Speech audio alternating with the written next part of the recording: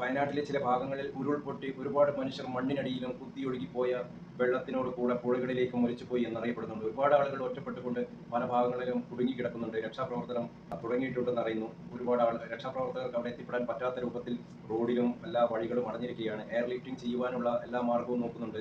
ഇത്തരം അപകടഘട്ടങ്ങളിലേക്കെല്ലാം നമ്മുടെ റോഡിന്റെയും അതുപോലുള്ള കോൺട്രാക്ടർമാരുടെയും JCBയും ടിപ്പറുകളും എല്ലാം ഉപകരണങ്ങളും ഇതിലേക്ക് വേണ്ടി നിർബന്ധമായും അവരോട് കൊണ്ടുവരുവാനും സഹായിക്കുവാനും വേണ്ടി ഉത്തരവാദിത്തപ്പെട്ടവർ ഓർഡർ കൊടുക്കണം. അതുപോലെ തന്നെ നമ്മുടെ ഒരു പരിധിവരെ നമ്മുടെ അതിഥി തൊഴിലാളികളെയും ഈ മേഖലയിലേക്ക് ഉപകരിക്കുന്നതാണ്. ഇത്തരം അപകട മേഖലയിലേക്ക് നമ്മുടെ അതിഥി തൊഴിലാളികളെ എത്തിക്കുന്നത് ഒരുപാട് ഗുണം ചെയ്യും. ആത്മാർത്ഥമായി ഇത്തരം കാര്യങ്ങൾ അവർ ചെയ്യുന്നത് കാണുന്നുണ്ട്.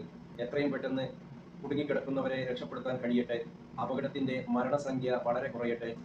ലോകത്തിലാകമാനം പ്രകൃതിയെ നശിപ്പിച്ചുകൊണ്ട് പ്രവർത്തനങ്ങൾ നടക്കുമ്പോൾ ആഗോളതാപനം ഒരുപാട് കൂടുകയും അതിനോടനുബന്ധിച്ച് തന്നെ മഴയുടെ തോത് കൂടുകയും ഇത്തരത്തിലുള്ള അപകടങ്ങൾ സർവ്വസാധാരണമായി ഇനി ഭൂമിയിൽ സംഭവിക്കാൻ, പ്രത്യേകിച്ച് കേരളത്തിൽ ഇത്തരം കുന്നുമലകൾ ഉള്ള ഭാഗങ്ങളിൽ സംഭവിക്കുവാൻ വളരെ ചാൻസ് കൂടുതലാണ്. ജനങ്ങൾ എല്ലാവരും ജാഗ്രതയോടെ കൂടെ നിൽക്കുക.